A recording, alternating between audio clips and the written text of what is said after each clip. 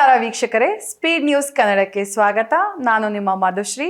ಈ ಕಾರ್ಯಕ್ರಮದಲ್ಲಿ ಏಪ್ರಿಲ್ ತಿಂಗಳ ಮಾಸ ಭವಿಷ್ಯವನ್ನ ತಿಳಿದುಕೊಳ್ಳೋಣ ಬನ್ನಿ. ವಿಶೇಷ ಕಾರ್ಯಕ್ರಮಕ್ಕೆ ಸ್ವಾಗತ. ಈ ಕಾರ್ಯಕ್ರಮದಲ್ಲಿ ನಮ್ಮೊಂದಿಗಿದ್ದಾರೆ ವೇದ ಬ್ರಹ್ಮರ್ಷಿ, ಸಮನ್ವಯ ಸರಸ್ವತಿ, ಕರ್ನಾಟಕ ಜ್ಯೋತಿಷ್ಯ ಮಾರ್ತಾಂಡ, ಡಾಕ್ಟರ್ ರಾಘವೇಂದ್ರ ಮೋಕ್ಷಗುಂಡಂ ಗುರೂಜಿ ಅವರು. ಶ್ರೀಯುತರು ಪ್ರಖ್ಯಾತ ಜ್ಯೋತಿಷಿಗಳು, ವಾಸ್ತು ತಜ್ಞರು, ಬಹುಶ್ರುತ ವಿದ್ವಾಂಸರು ಮತ್ತು ಆಧ್ಯಾತ್ಮಿಕ ಗುರುಗಳು. Shri Bharadwaj academy of para science studies ಸಂಸ್ಥೆಯ ಸಂಸ್ಥಾಪಕರು ಹಾಗೂ ನಿರ್ದೇಶಕರು. ಗುರುಗಳೇ, ಕಾರ್ಯಕ್ರಮಕ್ಕೆ ಸ್ವಾಗತ. ಧನ್ಯವಾದಮ್ಮ. ಸಮಸ್ತ ಸ್ಪೀಡ್ ನ್ಯೂಸ್ ವಾಹಿನಿಯ ವೀಕ್ಷಕ ಬಾಂಧವರಿಗೆ ಡಾಕ್ಟರ್ ರಾಘವೇಂದ್ರ ಮೋಕ್ಷಗುಂಡಂ ಗುರೂಜಿ ಮಾಡತಕ್ಕಂತಹ ನಮಸ್ಸುಮಾಂಜಲಿಗಳು. ಹರಿ ಓಂ ತತ್ಸತ್. ಗುರುಗಳೇ, ಏಪ್ರಿಲ್ ತಿಂಗಳ ಮಾಸ ಭವಿಷ್ಯ ಈ ವರ್ಷ ನಮಗೆ ಹೇಗಿದೆ ಹಾಗೂ ಏನೆಲ್ಲ ಬದಲಾವಣೆಗಳಿದೆ ಅಂತ ಹೇಳಿ ನೀವು ನಮ್ಮ ವೀಕ್ಷಕರಿಗೆ ಹಾಗೂ ನಮ್ಗಳಿಗೆಲ್ಲ ತಿಳಿಸ್ಕೊಡ್ಬೇಕು ಗುರುಗಳೇ. ಖಂಡಿತಮ್ಮ. ಸೊ ಮಾಸ ಭವಿಷ್ಯ ಅಂತ ತೆಗೆದುಕೊಂಡಾಗ ಇಡೀ ತಿಂಗಳಿನ ಮಾಸದ ಒಂದು ಭವಿಷ್ಯ ಪ್ರತಿ ರಾಶಿಯವರಿಗೂ ಸಹ ಯಾವ ರೀತಿ ಅನ್ವಯ ಆಗುತ್ತೆ ಅನ್ನೋದನ್ನು ನಾವು ಹೇಳ್ತಾ ಹೋಗ್ತೀವಿ. ನಾವು ಇಲ್ಲಿ ರಾಶಿ ಆಧಾರಿತವಾಗಿ ಗ್ರಹಗಳ ಚಲನೆಯ ಆಧಾರದಲ್ಲಿ ಈ ವಿಷಯಗಳನ್ನು ತಿಳಿಸ್ಕೊಡ್ತಕ್ಕಂಥದ್ದಾಗಿರುತ್ತೆ. ಸೊ ರಾಶಿ ಆಧಾರದಲ್ಲೇ ಹೋಗಬೇಕಾಗಿರೋದ್ರಿಂದ ಮೊದಲನೇ ರಾಶಿ ಯಾವುದು ಅಂತ ನಾವು ನೋಡಬೇಕಾಗುತ್ತೆ. ಯಾವುದಮ್ಮ ಮೊದಲನೇ ರಾಶಿ? ಮೇಷರಾಶಿ ಗುರುಗಳು. ಮೇಷರಾಶಿ, ವೆರಿ ಗುಡ್. ಮೇಷರಾಶಿ ಭವಿಷ್ಯ ಹೇಗಿದೆ ಅನ್ನೋ ಕುತೂಹಲ ಎಲ್ರಿಗೂ ಸಾಮಾನ್ಯವಾಗಿ ಇದ್ದೇ ಇರುತ್ತೆ. ಸೊ ಹಾಗಾಗಿ ನಮ್ಮ ಮೇಷ ರಾಶಿಯ ಭವಿಷ್ಯ ಹೇಗಿದೆ ಅಂತ ತಿಳಿಸ್ಕೊಡಿ ಗುರುಗಳೇ. ಖಂಡಿತ. ಮೊದಲನೇದಾಗಿ ನಾವು ಒಂದು ಮಾಸ ಭವಿಷ್ಯ ಆಗಲಿ, ವಾರ ಭವಿಷ್ಯ ಆಗಲಿ, ವರ್ಷ ಭವಿಷ್ಯ ಆಗಲಿ, ಇದನ್ನು ತೀರ್ಮಾನ ಮಾಡಬೇಕಾದಾಗ ಗ್ರಹಗಳ ಸಂಚಲನೆಯನ್ನು ನಾವು ಗಮನಿಸ್ಕೋಬೇಕಾಗುತ್ತೆ. ವೈದಿಕ ಜ್ಯೋತಿಷ್ಯದಲ್ಲಿ ಪ್ರತಿಯೊಂದು ಗ್ರಹಕ್ಕೂ ಸಹ ನಿರ್ದಿಷ್ಟ ಕಾಲವನ್ನು ಹೇಳಿದ್ದಾರೆ. ಅಂದರೆ ಇಷ್ಟು ಸಮಯದಲ್ಲಿ ಒಂದು ಮನೆಯಲ್ಲಿ ಒಂದು ಗ್ರಹ ಇರುತ್ತೆ ಅನ್ನತಕ್ಕಂಥದ್ದು. ಸೊ ರವಿ, ಶುಕ್ರ, ಬುಧ ಈ ಮೂರು ಗ್ರಹಗಳು ಸಹ ಒಂದು ತಿಂಗಳಿನ ಕಾಲ ಒಂದು ಮನೆಯಲ್ಲಿರ್ತಾರೆ. ರವಿ, ಶುಕ್ರ, ಬುಧರ್ ಮಾಸಂ ಅಂತ ಹೇಳ್ತಾರೆ. ಮಾಸಂ ಮಾಸಾರ್ಧತಃ ಕುಜಃ ಅಂತ, ಅಂದರೆ ಅಂಗಾರಕ ಅಥವಾ ಕುಜಗ್ರಹ ಯಾವುದಿರುತ್ತೆ ಈ ಗ್ರಹ 1.5 ತಿಂಗಳಿನ ಕಾಲ ಒಂದು ಮನೇಲಿ ಇರ್ತಾನೆ ಅಂತ. ನಂತರ ಗುರು 1 ವರ್ಷ ಪರ್ಯಂತ ಒಂದೇ ಮನೆಯಲ್ಲಿರ್ತಾನೆ. ರಾಹು ಕೇತುಗಳು 1.5 ವರ್ಷ ಅಂದರೆ 18 ತಿಂಗಳುಗಳ ಕಾಲ ಒಂದೇ ಮನೆಯಲ್ಲಿ ಇರ್ತಾರೆ. ರಾಹುರಷ್ಟಾದಶಶ್ಚೈವ ಕೇತುರಷ್ಟಾದಶಸ್ತಥ ಅಂತ ಹೇಳಿದ್ದಾರೆ. ಈ ಎಲ್ಲ ಗ್ರಹಗಳಿಗಿಂತ ಹೆಚ್ಚಿನ ಸಮಯ ತೆಗೆದುಕೊಳ್ಳತಕ್ಕಂಥ ಗ್ರಹ ಯಾವುದು ಅಂದರೆ ನಮಗೆಲ್ಲ ಗೊತ್ತು, ಶನೈಶ್ಚರ. 2.5 ವರ್ಷ ಅಂದರೆ 30 ತಿಂಗಳುಗಳ ಕಾಲ ಒಂದೇ ಮನೆಯಲ್ಲಿ ಇರ್ತಾನೆ. ಇನ್ನು ತುಂಬ ಬೇಗ ಒಂದು ಮನೆಯಿಂದ ಮತ್ತೊಂದು ಮನೆಗೆ ಪಥವನ್ನು ಬದಲಾವಣೆ ಮಾಡತಕ್ಕಂಥ ಗ್ರಹ ಯಾವುದು ಅಂದರೆ ಚಂದ್ರಗ್ರಹ ಆಗಿರ್ತಾನೆ. ಕೇವಲ 2.25 ದಿನಗಳಲ್ಲಿ ಒಂದು ಮನೆಯಿಂದ ಮತ್ತೊಂದು ಮನೆಗೆ ಚಂದ್ರನ ಸಂಚಾರ ಆಗ್ತಾನೆ ಇರುತ್ತೆ. ಹಾಗಾಗಿ ಮಾಸ ಭವಿಷ್ಯ ಅಂತ ತೆಗೆದುಕೊಂಡಾಗ ಯಾವುದು ನಮಗೆ ಪ್ರಮುಖವಾಗುತ್ತೆ ಅಂದರೆ ಒಂದು ತಿಂಗಳಿನ ಕಾಲದಲ್ಲಿ ಯಾವ್ಯಾವ ಗ್ರಹಗಳು ಬದಲಾವಣೆಯನ್ನು ಮಾಡ್ತಾರೆ ಆ ಗ್ರಹಗಳ ಒಂದು ಸಂಚಾರವೇ ಮುಖ್ಯವಾಗ್ತಾ ಹೋಗುತ್ತೆ. ಸೊ ಮೊದಲನೇದಾಗಿ ರಾಶಿ ಭವಿಷ್ಯ ತಿಳಿಸೋದಕ್ಕೆ ಮೊದಲು ಈ ತಿಂಗಳು ಯಾವ್ಯಾವ ಗ್ರಹಗಳ ಬದಲಾವಣೆಗಳು ಸಂಚಾರ ಇಲ್ಲಿದೆ ಅನ್ನೋದನ್ನು ತಿಳ್ಕೊಳ್ಳೋಣ ನಾವು. ಏಪ್ರಿಲ್ 1ನೇ ತಾರೀಕು ಮೀನರಾಶಿಗೆ ಕುಜನ ಪ್ರವೇಶ ಆಗ್ತಾ ಇದೆ. ಅಲ್ಲಿಂದ ಹೆಚ್ಚು ಕಡಿಮೆ 1 ತಿಂಗಳು 1.5 ತಿಂಗಳ ಕಾಲ ಕುಜ ಅಲ್ಲೇ ಇರ್ತಾನೆ. ಇನ್ನು ಏಪ್ರಿಲ್ 12ನೇ ತಾರೀಕು ಬುಧ ಮೀನರಾಶಿಗೆ ಪ್ರವೇಶವನ್ನು ಮಾಡ್ತಾ ಇದ್ದಾನೆ. ಇದು ಬಹಳ ಇಂಪಾರ್ಟೆಂಟ್ ಒಂದು ಪ್ಲಾನೆಟರಿ ಪೊಸಿಷನ್ ಅಥವಾ ಟ್ರಾನ್ಸಿಷನ್ ಅಂತ ನಾನು ಹೇಳ್ತೀನಿ. ನಾನು ಕಾರಣ ಯಾಕೆ ಅನ್ನೋದನ್ನು ಮುಂದಿನ ಹಂತದಲ್ಲಿ ವಿವರಣೆಯನ್ನು ಕೊಡ್ತೀನಿ. ಏಪ್ರಿಲ್ 14ನೇ ತಾರೀಕು ಸೂರ್ಯ ಮೀನರಾಶಿಯಿಂದ ಮೇಷರಾಶಿಗೆ ಪ್ರವೇಶವನ್ನು ಮಾಡ್ತಾ ಇದ್ದಾನೆ. ಇದು ಅಷ್ಟೇ ತುಂಬ ಇಂಪಾರ್ಟೆಂಟ್ ಆಗಿರುವಂಥದ್ದು, ಬಹಳ ಇಂಪ್ಯಾಕ್ಟ್ಫುಲ್ ಆಗಿರುವಂಥ ಒಂದು ಪ್ಲಾನೆಟರಿ ಟ್ರಾನ್ಸಿಟ್ ಆಗಿರುತ್ತೆ. ಇನ್ನು ಏಪ್ರಿಲ್ 19ನೇ ತಾರೀಕು ಶುಕ್ರ ವೃಷಭ ರಾಶಿಗೆ ಬರ್ತಾ ಇದ್ದಾನೆ. ಇದು ಅಷ್ಟೇ. ಈ 4 ಮೇಜರ್ ಪ್ಲಾನೆಟರಿ ಪೊಸಿಷನ್ಸು ಅಥವಾ ಟ್ರಾನ್ಸಿಟ್ಸ್ ಏನಿದೆ ಎಲ್ಲ ರಾಶಿನವ್ರ ಮೇಲೂ ಸಹ ಒಳಿತನ್ನು ಮಾಡುತ್ತೆ, ಕೆಡಕನ್ನು ಸಹ ಮಾಡ್ತಾ ಹೋಗುತ್ತೆ. ಯಾವ ರೀತಿ ಅನ್ವಯ ಆಗುತ್ತೆ ಅನ್ನೋದನ್ನು ಒಂದೊಂದಾಗಿ ನಾವು ವಿಶ್ಲೇಷಣೆಯನ್ನು ಮಾಡ್ತಾ ಹೋಗೋಣ. ಈಗ ಮೇಷರಾಶಿ ಬಗ್ಗೆ ತಿಳಿಸ್ಕೊಡಿ ಅಂತ ಮಧು ಅವರು ಕೇಳಿದ್ದಾರೆ. ಸೊ ಮೊದಲನೇದಾಗಿ ಮೇಷರಾಶಿ ವಿಚಾರ ತೆಗೆದುಕೊಳ್ತಾ ಇದ್ದೀನಿ.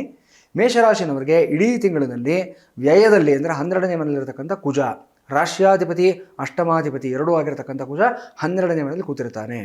ಇನ್ನು 3 ಮತ್ತು 6ನೇ ಮನೆ ಅಧಿಪತಿ ಆಗಿರತಕ್ಕಂಥ ಬುಧ ವ್ಯಯದಲ್ಲೇ ಕೂತಿರ್ತಾನೆ. ಇಲ್ಲಿ ಇದು ಬುಧನಿಗೆ ನೀಚ ಸ್ಥಾನವೂ ಸಹ ಆಗಿರುತ್ತೆ. ಆಲ್ರೆಡಿ ಮೀನರಾಶಿಯಲ್ಲಿ ನಮಗೆ ಶನೈಶ್ಚರ ಇದ್ದಾನೆ. ಆ ಶನಿಯ ಜೊತೆಯಲ್ಲಿ ಕುಜ ಮತ್ತು ನೀಚ ಬುಧ ಇಬ್ಬರು ಸೇರ್ಕೊಳ್ತಾ ಇದ್ದಾರೆ. ಇನ್ನು ನಿಮ್ಮ ರಾಶಿಗೆ 14ನೇ ತಾರೀಕು ಸೂರ್ಯ ಪ್ರವೇಶ ಮಾಡ್ತಾ ಇದ್ದಾನೆ.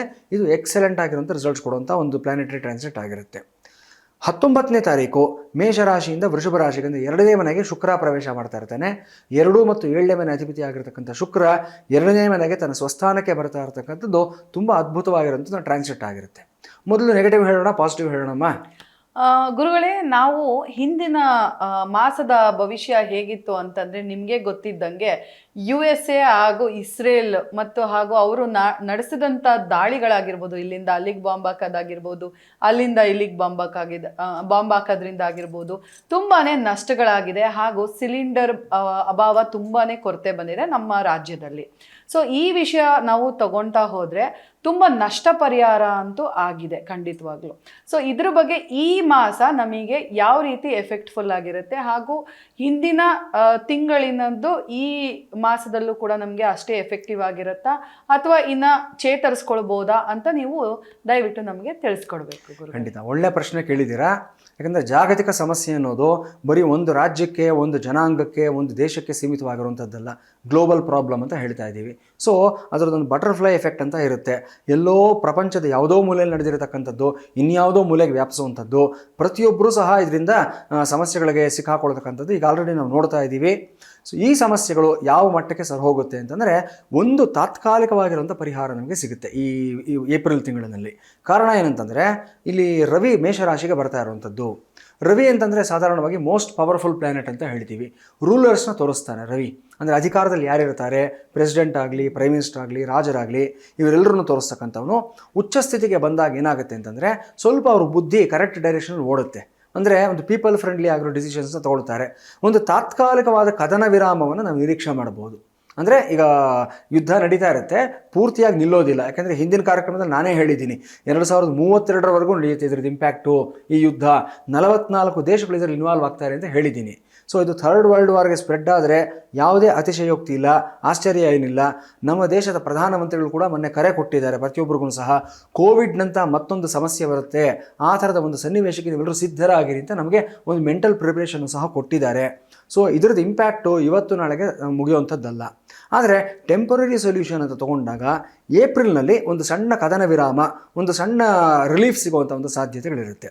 ಕಾರಣ ಏನಂತಂದರೆ, ಕುಜ ಇಲ್ಲಿವರೆಗೂ ಕುಂಭರಾಶಿನಲ್ಲಿದ್ದ ಯುದ್ಧಕಾರಕ, ಶಸ್ತ್ರಾಸ್ತ್ರಗಳಿಗೆ ಕಾರಕನಾಗಿರ್ತಕ್ಕಂಥ ಒಂದು ಕುಜ ಕುಂಭರಾಶಿಲಿದ್ದಾಗ ಏನಾಗುತ್ತೆ ಅಂತಂದರೆ, ಮೋಸ್ಟ್ ಡೇಂಜರಸ್ ಪೊಸಿಷನ್ ಅಂತ ಹೇಳ್ತೀವಿ ನಾವು ಕುಂಭರಾಶಿ. ಅಲ್ಲಿದ್ದಾಗ ಯಾವುದೇ ಪ್ಲಾನೆಟ್ ಆಗಲಿ ಯಾವ ಥರ ನಮ್ಮ ಮೈಂಡ್ ಮೇಲೆ ಇನ್ಫ್ಲೂಯೆನ್ಸ್ ಮಾಡ್ತಾರೆ ನಾವು ಹೇಳೋದಕ್ಕಾಗೋದಿಲ್ಲ. ಒಂದು ಯಾರು ನಿರೀಕ್ಷೆ ಮಾಡದೇ ಇರೋಂಥ ಒಂದು ಡಿಸಿಷನ್ ಮೇಕಿಂಗ್ ಆಗಲಿ, ಒಂದು ಇಂಪ್ಯಾಕ್ಟ್ ಆಗಲಿ, ಇನ್ಸಿಡೆಂಟ್ ಆಗಲಿ ನಡೆಯುವಂಥದ್ದು ಇರುತ್ತೆ. ಈಗ ಅದೇ ಕುಜ ಮೀನರಾಶಿಗೆ ಬರ್ತಾ ಇದ್ದಾನೆ, ಅಂದರೆ ಜಲರಾಶಿಗೆ ಬರ್ತಾ ಇದ್ದಾನೆ, ಅದು ಗುರುವಿನ ಮನೆ. ಸೊ ಇಲ್ಲಿ ಈ ಮಿಲಿಟರಿ ಡಿಫೆನ್ಸ್ನವ್ರು ಯಾರಿರ್ತಾರೆ, ಮೇಯ್ನಾಗಿ ಅವ್ರಿಗೆ ಸ್ವಲ್ಪ ಜವಾಬ್ದಾರಿನೂ ಜಾಸ್ತಿ ಆಗುತ್ತೆ ಈ ಟೈಮ್ನಲ್ಲಿ. ಗುರು ಅಂತಂದರೆ ಯಾವತ್ತು ರೆಸ್ಪಾನ್ಸಿಬಿಲಿಟಿನ ತೋರಿಸುವಂಥ ಒಂದು ಪ್ಲಾನೆಟ್ ಆಗಿರ್ತಾನೆ.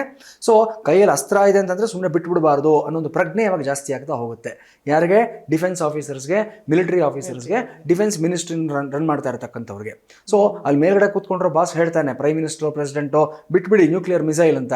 ಬಟ್ ಇವನು ಸ್ವಲ್ಪ ಯೋಚನೆ ಮಾಡ್ತಾನೆ, ಬೇಡ ಈ ಸಮಯ ಸ್ವಲ್ಪ ನಮಗೆ ಪ್ರಾಬ್ಲಮ್ ಇರುತ್ತೆ, ಹಾಗಾಗಿ ಯೋಚನೆ ಮಾಡಿ ಮುಂದಕ್ಕೆ ಹೋಗೋಣ ಅಂತ ಹೇಳಿ ಇವರು ಸ್ವಲ್ಪ ಪ್ರಾಗ್ಮ್ಯಾಟಿಕ್ ಆಗಿ ಥಿಂಕ್ ಮಾಡುವಂಥದ್ದು ನಾವು ನೋಡ್ತೀವಿ ನಾವು. ಬಟ್ ಒಂದು ಸಮಸ್ಯೆ ಏನಂತಂದರೆ, ಕುಜ ಜಲರಾಶಿಗೆ ಪ್ರವೇಶ ಮಾಡ್ತಾ ಇದ್ದಾನೆ. ಸೊ ಇಲ್ಲಿವರೆಗೂ ನೆಲದ ಮೇಲೆ ನಡೀತಾ ಇದ್ದಂಥ ಯುದ್ಧಗಳು ಜಲದಲ್ಲಿ ಜಾಸ್ತಿ ನಡೆಯುವಂಥ ಸಾಧ್ಯತೆಗಳು ಸಹ ಇರುತ್ತೆ. ಈ ಯುದ್ಧ ನಮ್ಮ ದೇಶಕ್ಕೂ ಇಂಪ್ಯಾಕ್ಟ್ ಆಗೋ ಸಾಧ್ಯತೆಗಳು ಇದೆಯಾ ಗುರುಗಳೇ? ಯಾವ ರೀತಿ ಇಂಪ್ಯಾಕ್ಟ್ ಆಗುತ್ತೆ ಅನ್ನೋದು ನೀವು ಪ್ರಿಡಿಕ್ಟ್ ಮಾಡ್ಬೋದಾ, ಹೇಗೆ ಗುರುಗಳೇ? ನೋಡಿ, ಭಾರತದ ಪೊಸಿಷನ್ ಹೇಗಿದೆ ಅಂತಂದರೆ, ತೆಲುಗುನಲ್ಲಿ ಒಂದು ಗಾದೆ ಹೇಳ್ತಾರೆ, ಅಂದರಿಕೆ ಮಂಚವಾಡು ಅನಂತರಾಮಯ್ಯ ಅಂತಂದ್ಬಿಟ್ಟು, ಎಲ್ರಿಗೂ ಬೇಕಾಗಿರೋನು ಅನಂತರಾಮಯ್ಯ ಅಂತಂದ್ಬಿಟ್ಟು. ಸೊ ಭಾರತ ಇಸ್ರೇಲ್ಗೂ ಬೇಕು, ಇರಾನ್ಗೂ ಬೇಕು, ಆ ಕಡೆ ಬಾಂಗ್ಲಾದೇಶ್ಗೂ ಬೇಕು. ಸಮಯ ಅಂದಾಗ ಅವರು ನಮ್ಮ ಸಹಾಯ ತಗೊಳ್ತಾರೆ, ಇಲ್ಲ ಅಂತಲ್ಲ. ಮತ್ತು ಅಮೇರಿಕಾಗಂತೂ ಬೇಕೇ ಬೇಕು. ಚೈನಾ ಇವತ್ತು ಇಡೀ ಪ್ರಪಂಚದಲ್ಲಿ ಬಹಳ ದೊಡ್ಡ ಪ್ರೊಡಕ್ಷನ್ ಮಾರುಕಟ್ಟೆ ಇರುವಂಥದ್ದು. ಅವರು ವರ್ಲ್ಡ್ಸ್ ಬಿಗ್ಗೆಸ್ಟ್ ಫ್ಯಾಕ್ಟ್ರಿ ಅಂತ ಕರೆದ್ರೆ ತಪ್ಪಾಗೋದಿಲ್ಲ ಚೈನಾನ. ಬಟ್ ಅವರು ತಯಾರು ಮಾಡುವಂಥ ಪದಾರ್ಥಗಳನ್ನೆಲ್ಲ ಕನ್ಸ್ಯೂಮ್ ಮಾಡೋದಕ್ಕೆ ಒಂದು ದೊಡ್ಡ ಮಾರ್ಕೆಟ್ ಬೇಕು.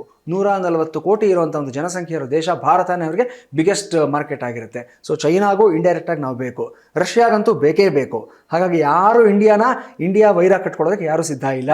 ಸೊ ಖಂಡಿತವಾಗ್ಲೂ ಪ್ರತಿಯೊಬ್ಬರು ನಾವು ಬೇಕೇ, ಪ್ರತಿಯೊಬ್ಬರು ಸಹ ನಮ್ಮ ಒಂದು ಸಹಕಾರವನ್ನು ಬಯಸ್ತಾನೆ ಇರ್ತಾರೆ. ಸೊ ಈ ಮೊಮೆಂಟ್ನಲ್ಲಿ ಇಂಡಿಯಾ ಬಹಳ ಎಚ್ಚರಿಕೆಯಿಂದ, ತುಂಬ ಜಾಣ್ಮೆಯಿಂದ ನಿರ್ಧಾರಗಳನ್ನ ತೆಗೆದುಕೊಳ್ತಾ ಇದೆ.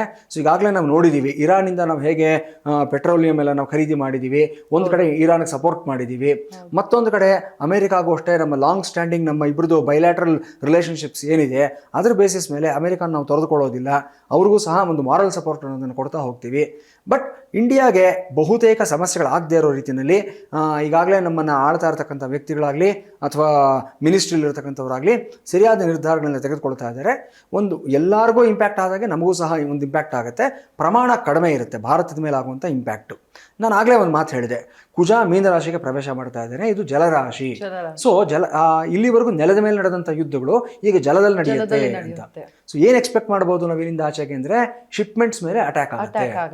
ಈಗ ಆಲ್ರೆಡಿ ಇರಾನ್ ಹೇಗಿದೆ ಪೊಸಿಷನ್ ಅಂತಂದರೆ, ಈ ಅಮೆರಿಕ ಕಂಟ್ರೋಲ್ ಇರುವಂಥ ಒಂದು ಬಹಳ ದೊಡ್ಡದು ಒಂದು ಶಿಪ್ಮೆಂಟ್ ಇದೆ, ಅದು ಒಂದ್ರ ಮೇಲೆ ಬಾಂಬ್ ಹಾಕ್ಬಿಟ್ರೆ ಸಾಕು, ಅಮೆರಿಕ ಕುಸಿದು ಹೋಗುತ್ತೆ.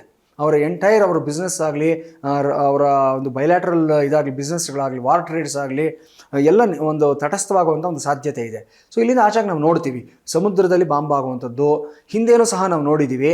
ಇರಾನ್ ಆಗಲಿ, ಇರಾಕ್ ಆಗಲಿ, ಕುವೈತ್ ಆಗಲಿ 90ಸ್ನಲ್ಲಿ ಒಂದು ಸಮಸ್ಯೆ ಆಗಿತ್ತು. ಏನಂತಂದರೆ ಎಷ್ಟೋ ಬಿಲಿಯನ್ಸ್ ಆಫ್ ಗ್ಯಾಲನ್ಸ್ ಆಫ್ ಆಯಿಲ್ನ ಕ್ಯಾರಿ ಮಾಡ್ತಾ ಇದ್ದಂಥ ಒಂದು ಶಿಪ್ಪು ಅಲ್ಲಿ ಬ್ರೇಕ್ ಆಗಿಬಿಟ್ಟು ಸಮುದ್ರದಲ್ಲಿ ಆಯಿಲ್ ಎಲ್ಲ ಚೆಲ್ಲಿ ಹೋಗಿತ್ತು. ಈ ಥರ ಸಮಸ್ಯೆ ಏಪ್ರಿಲಲ್ಲಿ ಆಗುತ್ತೆ. ಎಚ್ಚರಿಕೆಯಿಂದ ಇರಬೇಕಾಗತ್ತೆ. ಯಾರಿಗೂ ಸಿಗದೇ ಇರುವಂಥದ್ದು ಅವೆಲ್ಲ ಎಷ್ಟೋ $1 ಬಿಲಿಯನ್ ಮೌಲ್ಯ ಇರುವಂಥ ಒಂದು ಕಚ್ಚಾ ಪದಾರ್ಥ, ಅದು ರಾ ಮೆಟೀರಿಯಲ್, ಅದು ಕಚ್ಚಾ ತೈಲ. ಅದ್ರ ಮೇಲೆ ಇವಾಗ ಬಾಂಬ್ ಬೀಳುವಂಥ ಸಾಧ್ಯತೆಗಳಿದೆ. ಜಲದಲ್ಲಿ ಯುದ್ಧ ಆಗುತ್ತೆ. ಸೊ ಅದು ಯಾರ್ಯಾರ ಮೇಲೆ ಇಂಪ್ಯಾಕ್ಟ್ ಆಗುತ್ತೆ? ಆ ಜಲದಲ್ಲಿರುವಂಥ ಪ್ರಾಣಿಗಳ ಮೇಲೆ ಇಂಪ್ಯಾಕ್ಟ್ ಆಗುತ್ತೆ, ಮತ್ತು ಆ ನೀರಿನ ಸಂಪನ್ಮೂಲವನ್ನು ಆಧರಿಸಿರ್ತಕ್ಕಂಥ ಜಲಚರಗಳಾಗಲಿ, ಬೇರೆ ಒಂದು ನದಿಗಳಾಗಲಿ ಎಲ್ಲಾದ್ರ ಮೇಲೂ ಇಂಪ್ಯಾಕ್ಟ್ ಆಗುತ್ತೆ. ಇದಕ್ಕೆ ಸಿದ್ಧರಿರಬೇಕು. ಎರಡನೇದು ಇಲ್ಲಿ ಯಾಕೆ ಸಮಸ್ಯೆ ಆಗುತ್ತೆ ಅಂತಂದರೆ, ಕುಜನ ಜೊತೆಯಲ್ಲಿ ನೀಚ ಬುಧ ಇದ್ದಾನೆ. ಬುಧ ಅಂದರೆ ವಾಣಿಜ್ಯಕಾರಕ, ಕಮರ್ಷಿಯಲ್ಸು ಮತ್ತು ಬಿಸ್ನೆಸ್ಸು ಇದೆಲ್ಲವನ್ನು ತೋರಿಸ್ತಕ್ಕಂಥವನು. ಈ ಬುಧ ನೀಚನಾಗಿದ್ದಾಗ ಏನಾಗುತ್ತೆ ಅಂತಂದರೆ, ಎಂಟೈರ್ ಸ್ಟಾಕ್ಸ್ ಆ್ಯಂಡ್ ಶೇರ್ಸ್ ಆಗಲಿ, ಇಂಪೋರ್ಟ್ ಆ್ಯಂಡ್ ಎಕ್ಸ್ಪೋರ್ಟ್ ಬಿಸ್ನೆಸ್ ಆಗಲಿ ಇವೆಲ್ಲ ತಟಸ್ಥವಾಗ್ತಾ ಹೋಗುತ್ತೆ. ಇವೆಲ್ಲ ನಷ್ಟಗಳಾಗ್ತಾ ಹೋಗುವಂಥ ಒಂದು ಸಾಧ್ಯತೆಗಳಿರುತ್ತೆ. ಸೊ ಏಪ್ರಿಲ್ ತಿಂಗಳಿನಲ್ಲಿ ಯುದ್ಧ ಈ ರೀತಿ ಒಂದು ಬೇರೆಯೇ ಒಂದು ಮುಖ ತಗೊಳ್ಳುವಂಥ ಒಂದು ಸಾಧ್ಯತೆಗಳನ್ನ ನಾವು ನೋಡ್ತಾ ಇದ್ದೀವಿ ನಾವು. ಗುರುಗಳೇ, ಮೇಷರಾಶಿ ಭವಿಷ್ಯನ ಮುಂದುವರಿಸ್ಕೊಡಿ ಗುರುಗಳೇ. ಖಂಡಿತಮ್ಮ. ಸೊ ಮೇಷರಾಶಿ ವಿಚಾರ ತೆಗೆದುಕೊಂಡಿದ್ದಾದಲ್ಲಿ ಇಲ್ಲಿ ಪ್ಲಾನೆಟರಿ ಪೊಸಿಷನ್ಸ್ ಹೇಗಿದೆ ಅಂತಂದರೆ, ತಿಂಗಳಿನ ಅರ್ಧ ಭಾಗದವರೆಗೂ ಸಹ ರವಿ ನಷ್ಟ ಸ್ಥಾನದಲ್ಲಿ ಅಂದರೆ ವ್ಯಯಸ್ಥಾನದಲ್ಲಿರ್ತಾನೆ. 14ರ ನಂತರ ಪಂಚಮಾಧಿಪತಿಯಾದಂಥ ರವಿ ಯಾವಾಗ ನಿಮ್ಮ ರಾಶಿಗೆ ಪ್ರವೇಶ ಮಾಡ್ತಾನೆ ಅದು ಉಚ್ಚಸ್ಥಾನ ಆಗಿರುತ್ತೆ. ನಿಮ್ಮನ್ನು ಯಾರೂ ತಡೆಯೋರು ಇರೋದಿಲ್ಲ. ನಿಮ್ಮ ಇನ್ನರ್ ಸ್ಟ್ರೆಂತು, ನಿಮ್ಮ ಪೊಟೆನ್ಷಿಯಲು, ನಿಮ್ಮ ಕೆಪ್ಯಾಸಿಟಿ ಎಲ್ಲವನ್ನು ನೀವು ರಿಯಲೈಸ್ ಮಾಡ್ಕೊಳ್ತೀರಾ. ಅದರಲ್ಲೂ ಸಹ ನಾಯಕತ್ವ ಸ್ಥಾನದಲ್ಲಿರ್ತಕ್ಕಂಥ ವ್ಯಕ್ತಿಗಳು ಡಾಮಿನೇಟಿಂಗ್ ಆಗಿ ಮುಂದಕ್ಕೆ ಹೋಗ್ತಾರೆ, ತುಂಬ ಚೆನ್ನಾಗಿ ರೂಲ್ ಮಾಡ್ತಾರೆ, ಪ್ರತಿಯೊಂದನ್ನು ಸಹ ಅವ್ರು ಕಂಟ್ರೋಲ್ ಇಟ್ಕೊಳ್ತಾರೆ. ಪೊಲೀಸ್ ಡಿಪಾರ್ಟ್ಮೆಂಟ್ ಇರುವಂಥವ್ರು, ಮಿಲಿಟರಿ ಡಿಪಾರ್ಟ್ಮೆಂಟ್ ಇರುವಂಥವ್ರು, ಮತ್ತು ರಿಯಲ್ ಎಸ್ಟೇಟ್ ಬಿಸ್ನೆಸ್ ಮಾಡ್ತಾ ಇರ್ತಕ್ಕಂಥ ವ್ಯಕ್ತಿಗಳು, ಮತ್ತು ಈ ಒಂದು vehicle related business, transport business ಮಾಡ್ತಾ ಇರ್ತಕ್ಕಂಥವ್ರು ಆಗಿರ್ಬೋದು, ಇವರೆಲ್ಲರೂ ಅಷ್ಟೇ ಅದ್ಭುತವಾದ ರಿಸಲ್ಟ್ಸನ್ನ ಏಪ್ರಿಲ್ 14ನೇ ತಾರೀಕು ನಂತರ ಪಡ್ಕೊಳ್ತೀರಾ ನೀವು. ಜೊತೆಗೆ ವೃಷಭ ರಾಶಿ ಅಂದರೆ ನಿಮ್ಮ ರಾಶಿಯಿಂದ 2ನೇ ಮನೆಯಾಗಿರ್ತಕ್ಕಂಥ ಸ್ಥಾನಕ್ಕೆ ಶುಕ್ರ ಪ್ರವೇಶವನ್ನು ಮಾಡ್ತಾನೆ. ಇದು ಅವನ ಸ್ವಸ್ಥಾನ ಆಗಿರುತ್ತೆ. 2ನೇ ಮನೆ ಅಂದರೆ ಧನಸ್ಥಾನ, ವಾಕ್ಸ್ಥಾನ, ಕುಟುಂಬ ಸ್ಥಾನ ಅಂತ ನಾವು ಹೇಳ್ತೀವಿ. ಸೊ ಈ ಮನೆಗೆ ಶುಕ್ರ ಪ್ರವೇಶ ಮಾಡೋದ್ರಿಂದ ದುಡ್ಡು ಕಾಸಿನ ವಿಚಾರದಲ್ಲಿ ಹೇರಳವಾದಂಥ ಧನಲಾಭ ಆಗುತ್ತೆ ನಿಮಗೆ.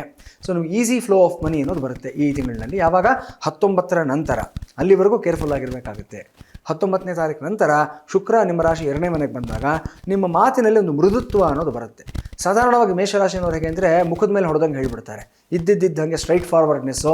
ಅವ್ರು ಸತ್ಯ ಹೇಳಿದ್ರು ಸಹ ಜನ ಅವ್ರನ್ನ ದೂರ ಮಾಡ್ತಾ ಇರ್ತಾರೆ, ಇವ್ರ ಹತ್ರ ಸ್ವಲ್ಪ ಕಷ್ಟಪ ಮಾತಾಡೋದು ಅಂತ ಹೇಳ್ಬಿಟ್ಟು. ಬಟ್ 19ನೇ ತಾರೀಕು ನಂತರ ಒಂದು ಸಾಫ್ಟ್ನೆಸ್ ಬರುತ್ತೆ ನಿಮ್ಮಲ್ಲಿ. ಈ ಒಂದು ಅಪ್ಸ್ಕಿಲ್ಲಿಂಗ್ ಅನ್ನುವಂಥದ್ದು ಅಥವಾ ಒಂದು ಸೋಷಿಯಲ್ ಸ್ಕಿಲ್ಸ್ ಅನ್ನೋದನ್ನು ಜಾಸ್ತಿ ಮಾಡ್ಕೊಳ್ತಾ ಹೋಗ್ತೀರಾ, ಚೆನ್ನಾಗಿರುತ್ತೆ ನಿಮಗೆ. ಆಮೇಲೆ ನಿಮ್ಮ ಸಂಗಾತಿ ಏನಾದರೂ ಮುನಿಸ್ಕೊಂಡಿದ್ದರೆ ನಿಮ್ಮ ಬಗ್ಗೆ 19ನೇ ತಾರೀಕು ನಂತರ ಆಟೋಮೆಟಿಕ್ಕಾಗಿ ಅವರೇ ಸರಿ ಹೋಗ್ತಾರೆ, ಮತ್ತು ನಿಮ್ಮ ದಾರಿಗೆ ಬರ್ತಾರೆ. ನಿಮ್ಮ ಭಾವನೆಗಳನ್ನ, ನಿಮ್ಮ ಎಮೋಷನ್ಸ್ನ ತುಂಬ ಚೆನ್ನಾಗಿ ಅರ್ಥ ಮಾಡ್ಕೊಳ್ತಾರೆ. ಆದರೆ ಕುಜನ ಬಗ್ಗೆ ಮಾತ್ರ ನೀವು ಎಚ್ಚರಿಕೆಯಿಂದ ಇರಬೇಕು. ಕಾರಣ ನಿಮ್ಮ ರಾಶ್ಯಾಧಿಪತಿ ಮತ್ತು ಅಷ್ಟಮ ಸ್ಥಾನಾಧಿಪತಿ ಆದಂಥ ಕುಜ ವ್ಯಯದಲ್ಲಿ ಕೂತ್ಕೊಳ್ಳೋದ್ರಿಂದ ಕೆಲವು ನಿಮಗೆ ನೀವೇ ಹಾನಿ ಮಾಡ್ಕೊಳ್ಳೋಂಥ ಡಿಸಿಷನ್ಸ್ನ ತೊಗೊಳ್ಳೋಂಥ ಸಾಧ್ಯತೆಗಳಿರುತ್ತೆ. ಎಸ್ಪೆಷಲಿ 24ರಿಂದ 34 ವಯೋಮಾನದಲ್ಲಿರ್ತಕ್ಕಂಥ ಹೆಣ್ಣುಮಕ್ಕಳು ಸ್ವಲ್ಪ ಕೇರ್ಫುಲ್ ಆಗಿರಬೇಕು. ತುಂಬ ಒಂಥರ ರಿಸ್ಕ್ ತೊಗೊಳ್ಳೋಂಥ ನೇಚರು, ಆಮೇಲೆ ಕೇರ್ಲೆಸ್ನೆಸ್ಸು, ಈ ಥರದ ಒಂದು ದುಡುಕು ಸ್ವಭಾವ ತುಂಬ ಜನ ಮೇಷರಾಶಿ ಹೆಣ್ಮಕ್ಳಿಗಿರುತ್ತೆ. ಸೊ ಕೇರ್ಫುಲ್ ಆಗಿರಿ. ಏನೋ ಹಾನಿಗಳು ಮಾಡ್ಕೊಳ್ಳುವಂಥ ಸಾಧ್ಯತೆಗಳಿರುತ್ತೆ. ನೀವು ಸ್ವಲ್ಪ ಮಾತು ಮತ್ತು ನಿಮ್ಮ ಕ್ರಿಯೆ ಎರಡನ್ನೂ ಆಲೋಚನೆ ಇಷ್ಟನ್ನು ಸಹ ಹತೋಟಿ ಇಟ್ಕೊಳ್ಳೋದಕ್ಕೆ ಪ್ರಯತ್ನ ಮಾಡಿ. ಬುಧ ನೀಚನಾಗಿ ವ್ಯಯಸ್ಥಾನದಲ್ಲಿ ಕೂತ್ಕೊಂಡಿರ್ತಾನೆ. 3 ಮತ್ತು 6ನೇ ಮನೆ ಅಧಿಪತಿ ಆಗಿರುವಾಗ ಒಂದಷ್ಟು ಜನ ನಿಮ್ಗೆ ಯಾಮಾರಿಸಿ ನಿಮ್ಮಿಂದ ದುಡ್ಡನ್ನು ಇನ್ವೆಸ್ಟ್ ಮಾಡಿಸುವಂಥ ಒಂದು ಸಾಧ್ಯತೆಗಳಿರುತ್ತೆ. ಯಾವುದೋ ರಾಂಗ್ ಇನ್ವೆಸ್ಟ್ಮೆಂಟ್ಸ್ ಮಾಡಿಸ್ಬಿಡ್ತಾರೆ. ಇದೊಂದು ಶಾರ್ಟ್ ಟ್ರೇಡಿಂಗ್ ಮಾಡಿ, ಇಲ್ಲ ಇದು ನಿಮಗೆ 1 to ಡಬಲ್ ಆಗುತ್ತೆ, ಈ ಸ್ಕೀಮಲ್ಲಿ ಹಾಕ್ಬಿಡಿ ದುಡ್ಡು ಅಂತ ಹೇಳಿ ನಿಮ್ಮನ್ನು ಸಿಕ್ಕಾಕಿಸ್ತಾರೆ. ನಷ್ಟಗಳಾಗುತ್ತೆ. ಆ ಹಾಕಿರೋ ದುಡ್ಡುಗಳು ವಾಪಸ್ ಬರೋದಿಲ್ಲ. ಎಲ್ಲಿವರೆಗೂ ಅಂತಂದರೆ ಬುಧ ನೀಚ ಸ್ಥಾನದಲ್ಲಿ ಇರೋವರೆಗೂ ಸಹ, ಅಂದರೆ ಏಪ್ರಿಲ್ 12ನೇ ತಾರೀಕಿಂದ ತಿಂಗಳ ಕೊನೆಯವರೆಗೂ ಸಹ ಮೇಜರ್ ಡಿಸಿಷನ್ಸ್ನ ಈ ತಿಂಗಳಲ್ಲಿ ತೊಗೊಳಕ್ಕೆ ಹೋಗಬಾರ್ದು. ಮೇಷರಾಶಿಯವರು ಗಮನದಲ್ಲಿಟ್ಕೋಬೇಕಾಗಿರೋದು ಏನಂತಂದರೆ ಈ ತಿಂಗಳಲ್ಲಿ ಮುಖ್ಯವಾಗಿರುವಂಥ ಒಂದು ಡಾಕ್ಯುಮೆಂಟ್ಸ್ಗೆ ಸೈನ್ ಮಾಡೋದಕ್ಕೆ ಹೋಗಬಾರ್ದು, ಹೊಸ ಬಿಸ್ನೆಸ್ನ ಸ್ಟಾರ್ಟ್ ಮಾಡೋದಕ್ಕೆ ಹೋಗಬಾರ್ದು, ಹೊಸ ಇನ್ವೆಸ್ಟ್ಮೆಂಟ್ಸ್ ಯಾವುದಕ್ಕೂ ಸಹ ಇನ್ವಾಲ್ವ್ ಆಗೋದಕ್ಕೆ ಹೋಗಬಾರ್ದು. ನಿಮ್ಮ ಸ್ಟ್ರೆಂತ್ ಏನಿದೆ ಅದನ್ನು ನೋಡ್ಕೊಂಡು ಮುಂದಕ್ಕೆ ಹೋಗಿ ಒಳ್ಳೆಯದಾಗುತ್ತೆ. ನೀವು ಭ್ರಮರಾಂಬಿಕಾ ದೇವಿಯ ಒಂದು ಸನ್ನಿಧಾನಕ್ಕೆ ಹೋಗ್ಬಿಟ್ಟು ಶುಕ್ರವಾರ ಅಷ್ಟೋತ್ತರ ಪೂಜೆಯನ್ನು ಮಾಡಿಸ್ಕೊಂಡು ಬರೋದ್ರಿಂದ ವಿಶೇಷವಾದ ಫಲಿತಾಂಶವನ್ನು ಪಡ್ಕೊಳ್ತೀರಾ. ಅಂಜೂರದ ಹಣ್ಣು, ಅತ್ತಿ ಹಣ್ಣು ಇದನ್ನು ಮುತ್ತೈದೆಯರಿಗೆ ಅಥವಾ ಹೆಣ್ಣು ಮಕ್ಕಳಿಗೆ ಪ್ರತಿ ಶುಕ್ರವಾರ ಕೊಡೋದನ್ನು ರೂಢಿಯನ್ನು ಮಾಡ್ಕೊಳ್ಳಿ. ವಿಶೇಷವಾದ ಲಾಭವನ್ನು ಪಡ್ಕೊಳ್ತೀರಾ. ಎಲ್ಲವೂ ಚೆನ್ನಾಗಿರುತ್ತೆ ನಿಮಗೆ. ಮೇಷರಾಶಿ ಬಗ್ಗೆ ತುಂಬ ವಿಶೇಷವಾಗಿ ಹೇಳ್ಕೊಟ್ಟಿದ್ದೀರಾ ಗುರುಗಳೇ.